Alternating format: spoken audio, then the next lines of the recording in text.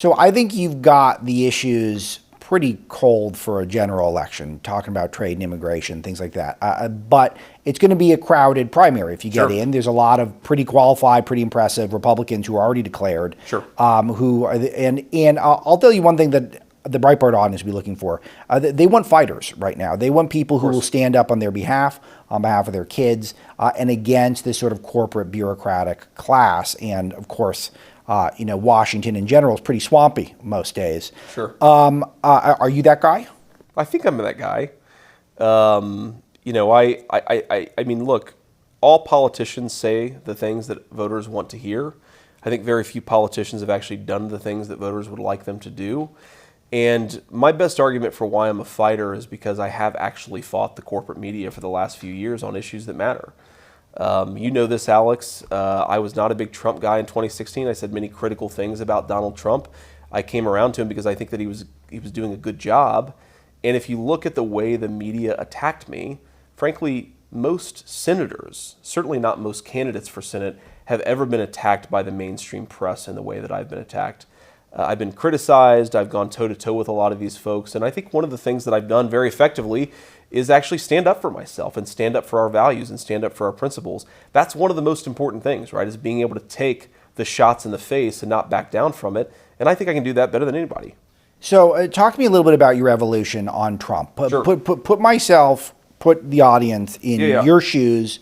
2016, Trump is speaking about all the issues you're speaking. I know. But you don't like the way he's doing it. But I don't want to put words in your mouth. Put us here. Put us back in the scene. What are you thinking then? Yeah, this is so complicated. We could talk about this for an hour. I think one of the things is I just didn't think the guy was serious, right? I thought that there was kind of a joke nature to the whole candidacy. Obviously, he had been a lifelong Democrat. He had supported Democrats in the past.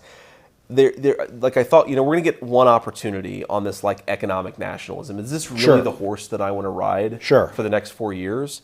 But again, I think it's also important to just admit when you're wrong, right? I'm not going to try to sort of try to pretend that I didn't criticize the guy or that I didn't miss, I think, core parts about his personality. I think one thing that I really missed is I didn't appreciate how corrupt the establishment was, right?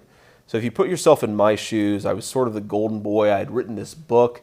Like, I love the white working class. Obviously, I sort of come from that group. People are actually seemingly interested. They're pretty empathetic.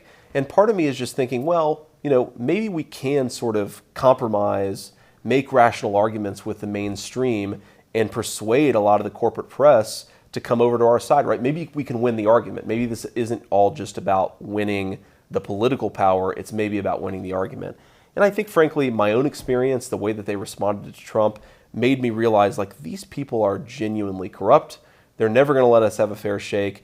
And so the goal isn't to win them over. It's to win over enough of the middle that we can govern successfully in this country, which I think Trump did do very well. Yeah, because his policies were actually geared towards those types of people. But so it was mostly personality stuff that you just thought he was not the vessel. It was 100% personality stuff. And of course, I've talked with the president about this, and I've talked with people who are close to him. And the thing that people always say is like, look, we saw you on TV in 2016. You were with us on the issues, right? You saw the trade thing before most people. You saw the immigration thing before most people. You recognized that like the Republican Party could not just go like the Mitt Romney private equity corporate oligarchy direction. It needed to go in a different direction. You should have seen this guy coming, and you should have been smarter about it. And they're right. I should have seen it coming, and I should have been smarter about it. But I'm not above making mistakes. So when was the moment when you thought, oh? I don't think it was a moment. I mean, I remember I gave an interview in maybe 2017 or 2018 where I said, look, Trump is the future of the Republican Party, right? Trumpism is the future of the Republican Party. And part of the reason I said that, and I said this in the interview, was, look, the guy actually likes his voters, whereas most of the establishment conservative institutions, frankly, that I've been exposed to in a very personal way, most of them actually hate their voters, right? When the left says that Trumpism and Trump voters were primarily motivated by stupidity or bigotry, a lot of establishment institutions actually agreed with that. And again, when you start to realize that's how people actually feel about these voters, you can say, well, maybe I didn't love everything that Trump said in 2016, but clearly there are sides here, and it's time to pick a side. And I think that evolution happened over the course of his administration, but it was pretty clear early on that he was the guy, in part, again, because the establishment was so corrupt. And one thing he did that really resonates with me and with Breitbart's audience was he did see the media, his instincts about the media were correct. That said, he did repeatedly try to win them over, which I think was misguided.